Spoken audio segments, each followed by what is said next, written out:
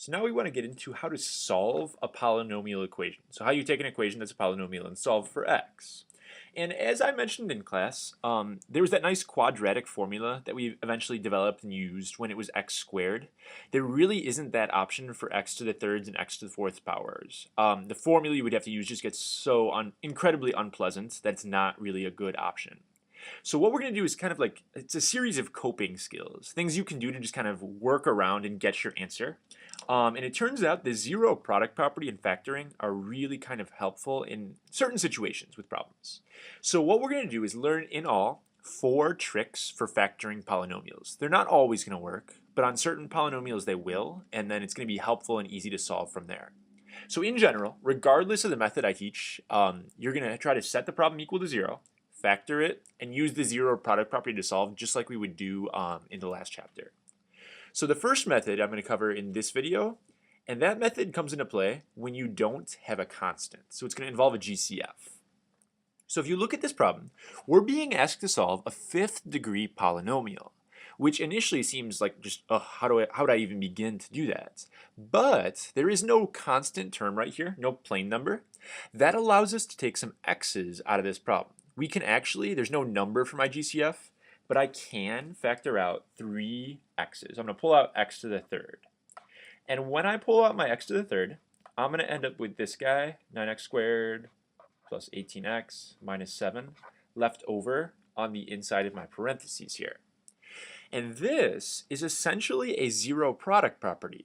I have this x to the third by itself, and I have this quadratic right here, 9x squared plus 18x minus 7 equal to 0. So you can go ahead now and solve both parts. You can solve this guy and solve this guy. This one right here, if it's just x to the third, the number that's going to make that work, make it equal 0, is going to be x equals 0. But technically, x to the third means x times x times x. So what we would say here is that this x equals 0 actually has a multiplicity of 3. Multiplicity of 3. So there are 3 separate zeros here that give us that. So that takes care, we know it's x to the 5th power. We're going to have 5 solutions in all. 3 of them come from this x equals 0 right here. And we have to solve this guy. Now you could do quadratic formula, you could do completing the square, you do whatever method makes you happy. You just have to solve that problem somehow. I'm going to go ahead and factor though, because I believe this one does have magic numbers that work. If we do our magic numbers here, they have to add to 18, and they have to multiply to 9 times negative 7 is negative 63. And you'll have to give me a minute here, a second here to get my magic numbers. I believe we're looking at a positive 21 and a negative 3. If you multiply those, you get this. Yeah, that's right. So I'm going to go ahead and write out my problem. I would have a 9x squared plus 21x, and just doing magic numbers. You guys are pros at this by now. So we look at what goes into these two. We can take out a 3x. We have 3x plus 7. Take out a negative 1.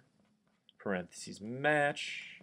So we end up with 3x minus 1 times 3x plus 7 right here, assuming I didn't make any mistakes. That looks right. So then what we can do, these parentheses are still equal to that 0 over here. We just solve both of our parentheses to get our answers. So we are going to be having x equals 1/3 and x equals negative 7 over 3 for my 2 solutions right here. So in all, we have 5 solutions to this problem.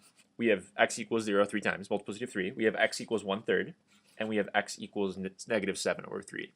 So we do a factoring. Magically, oh wow, it's quadratic. We solve that quadratic equation however you want to. If you wanted to do a quadratic formula instead of this magic numbers, you could have, and it'd be fine. It just solve however you want.